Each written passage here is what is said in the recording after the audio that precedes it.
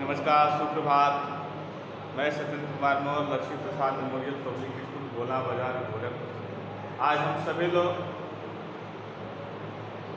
वाक्य नामक पाठ का अध्ययन करेंगे। हिंदी व्याकरण के अंतर्गत वाक्य किसे कहते हैं। पहला प्रश्न होता है वाक्य किसे कहते हैं। वाक्य किसे कहते हैं।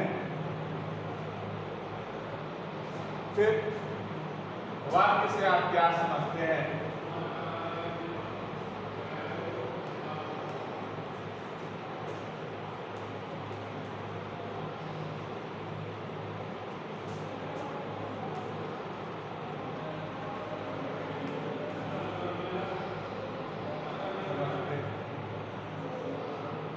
वाक्य का आशय क्या है, वाक्य से क्या तात्पर्य है, इत्यादि जो प्रश्न होते हैं वाक्य के संबंध में होते हैं। तो सभी प्रश्नों का एक ही उत्तर होता है कि वाक्य किसे कहते हैं। ताकि हम देखें वाक्य किसे कहते हैं के अंतर्गत हम देखेंगे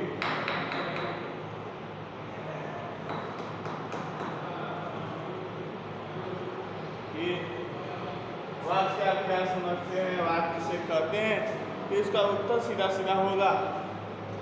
यदि हम उत्तर की तरफ देखें तो ऐसे स्थिति में आप देखेंगे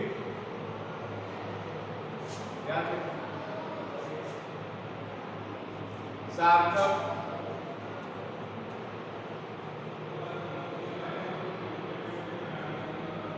शब्दों के समूह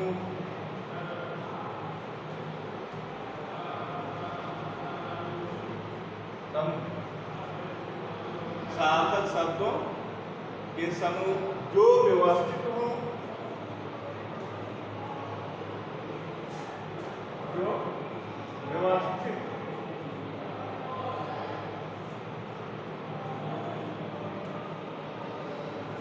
व्यवस्थित हो आशय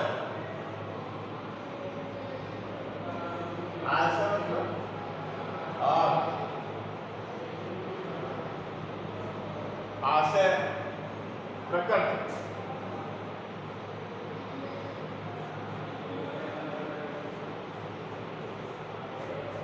करते हो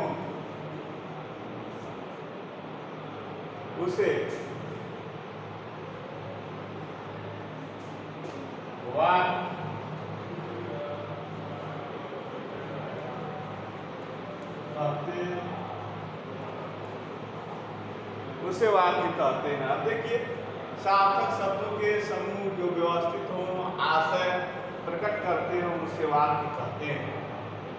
अब देखिए सार्थक शब्द तो पहले शब्द क्या है, सार्थक शब्द हो कैसे हो, व्यवस्थित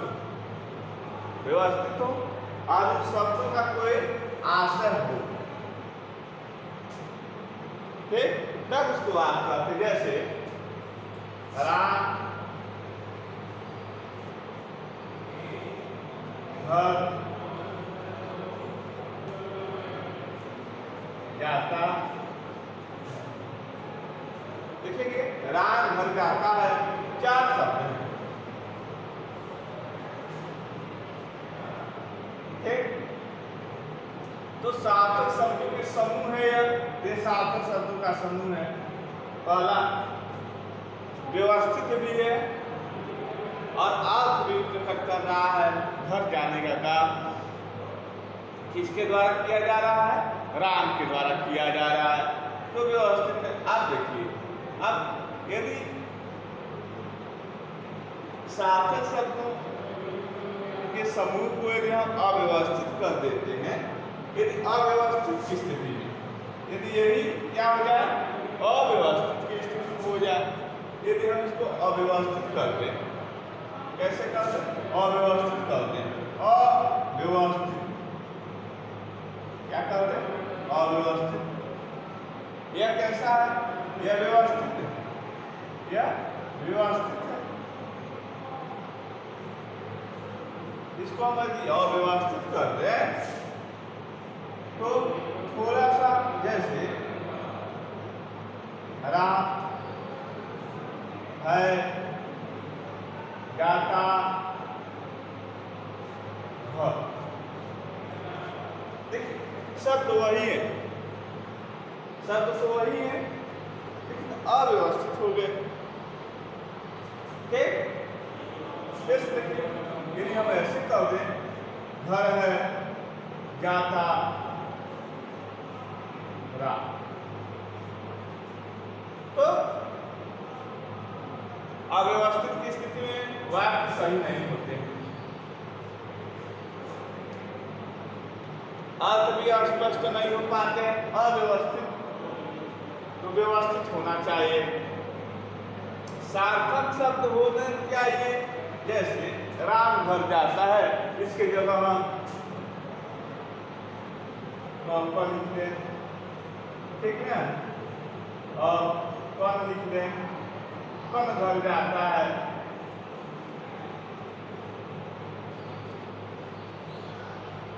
कौन घर जाता है, को घर जाता है, कौन घर जाता है, कौन घर जाता है।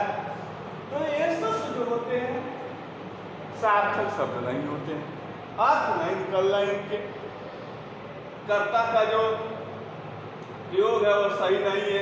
जैसे जैसे होता है तो अगर मिला में कल हो जाएगा, आप निकला, लेकिन क और ग को मिला में तो कल हो जाएगा, ठीक, और ख और क को मिला में खप हो जाएगा। तो अर्थ सार्थक अर्थ नहीं निकल रहे हैं। तो इस तरह से हम यह कह सकते हैं कि सार्थक शब्दों के समूह को जो व्यवस्थित हो, आशय प्रकट करते हो, उसे क्या कहते हैं, वाक्य कहते हैं। तो वाक्य के लिए नितांत इस बात की आवश्यकता होती है कि शब्द क्या हो, सार्थक, व्यवस्थित हो, कर्ता, कर्म, क्रिया, सहायक क्रिया जिस रूप में लगनी चाहिए उस रूप में लगी होनी चाहिए। यदि इस तरह से नहीं है तो वाक्य के सही सकारात्मक अर्थ नहीं। तो इस तरह से हम देखें कि सार्थक शब्दों के समूह जो व्यवस्थित हो, आशय प्रकट करते हो, उसे वाक्य कहते हैं। अब इसमें शब्द आ गया, तो शब्द किसे कहते हैं, ध्वनियों या वर्णों के मेल को सार्थक ध्वनियों, शब्द क्या होते हैं, सार्थक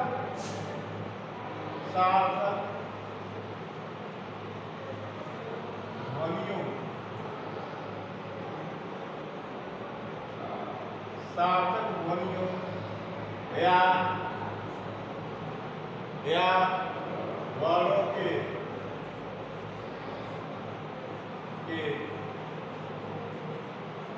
मेल को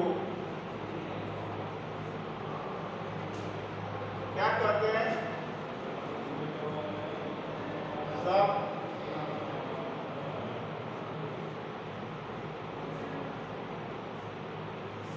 शब्द क्या कहते हैं, शब्द कहते हैं।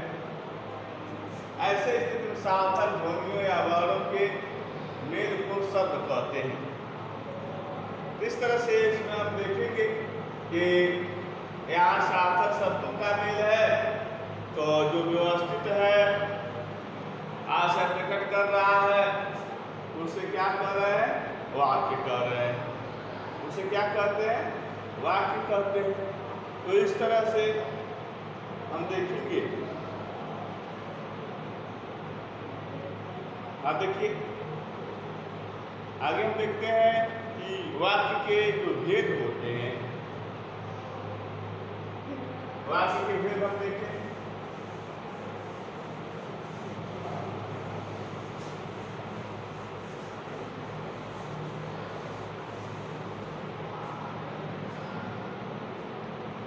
वाक्य के भेद। वाक्य के जो भेद होते हैं कितने प्रकार के होते हैं?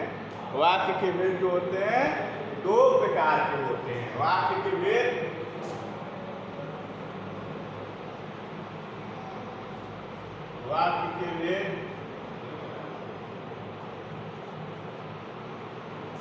कितने प्रकार के?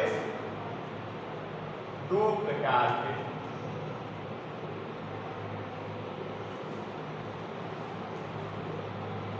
दो प्रकार वाक्य के भेद जो है 2 प्रकार। पहला जो होता है, पहला जो भेद होता है वह अर्थ के आधार पर।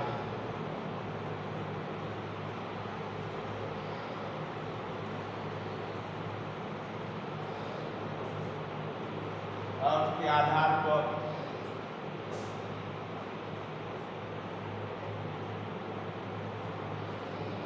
वाक्य के। वही दूसरा हम देखें, रचना के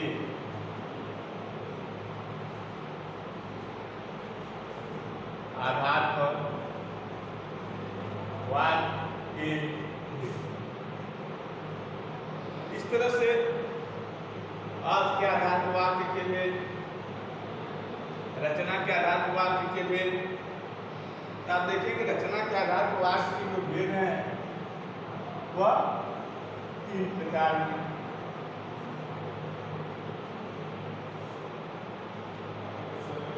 अर्थ के आधार पर वाक्य के भेद कितने हैं? वह क्या लिखे? 8 प्रकार।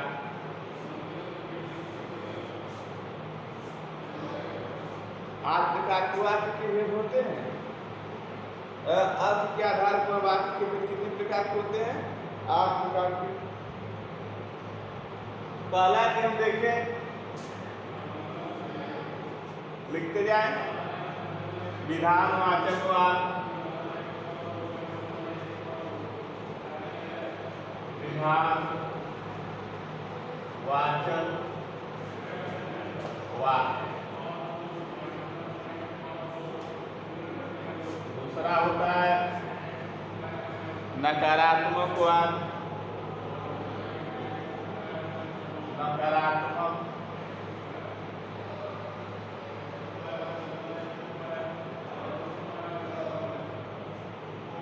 तीसरा होता है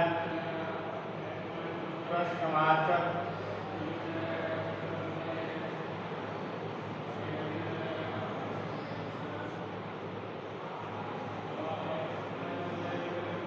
चौथा होता है आज्ञा सूचक वाक्य।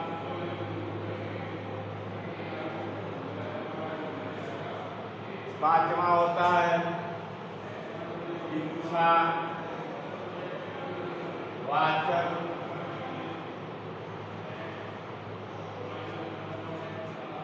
छठा होता है संकेत।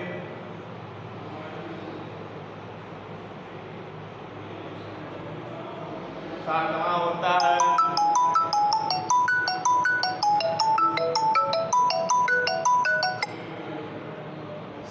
होता है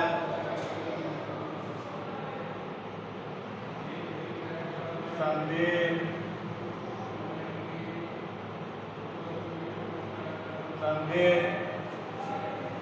वाचक वाक्य। और आठवां होता है विस्मय।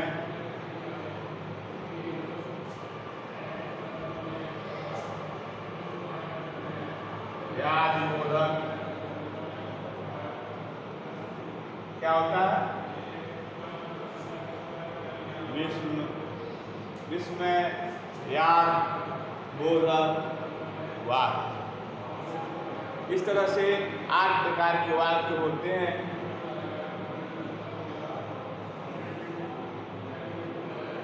किसके आधार पर? अर्थ के आधार पर। अर्थ के आधार पर वाक्य के कितने भेद होते हैं? वह होते हैं 8 प्रकार के। और इस तरह से 8 प्रकार के वाक्य के भेद होने के कारण इसको हम अर्थ के आधार पर वाक्य के भेद के नाम से जानते हैं। क्या वो विधानवाचक वाक्य हो, दूसरा नकारात्मक वाक्य है, तीसरा है प्रश्नवाचक वाक्य, चौथा है आज्ञा सूचक वाक्य, पांचवा इच्छावाचक वाक्य, छठा है संदेह संकेत, सातवां संदेह वाचक वाक्य, आठवां विस्मयादिबोधक वाक्य। और इस तरह से ये अर्थ के आधार पर वाक्य के भेद, आज के सिलेबस में अर्थ के आधार पर वाक्य के भेद हैं। और वही रचना के आधार पर वाक्य के भेद,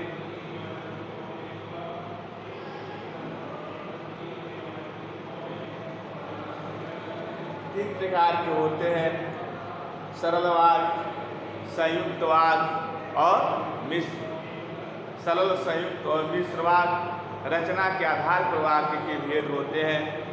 इस तरह से हम देखते हैं कि वाक्य रचना के दृष्टिकोण से देखा जाए तो तीन प्रकार के होते हैं। यदि हम अर्थ के आधार पर देखें वाक्य को तो ये 8 प्रकार के होते हैं। और इस तरह से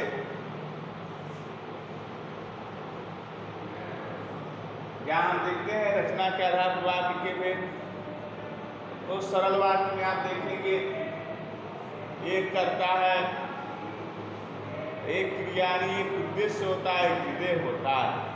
वहीं पर संयुक्त वाक्य में योजक संयोजक शब्दों का प्रयोग होता है, दो स्वतंत्र उपवाक्यों को जोड़ने का प्रयास किया जाता है। वही यदि हम देखें मिश्र वाक्य में तो एक वाक्य प्रधान वाक्य होता है, दूसरा उसका आश्रित वाक्य होता है। यहाँ पर रचना के आधार पर उसके स्वरूप के आधार पर वाक्य का निर्माण होता है। वही अर्थ के आधार पर उसके अर्थों के आधार पर उसका स्वरूप का निर्माण होता है। तो जहाँ अर्थों से वाक्य में रोचकता उत्पन्न हो जाए वहाँ पर अर्थ के आधार पर वाक्य के भेद बनते हैं। तो इस तरह से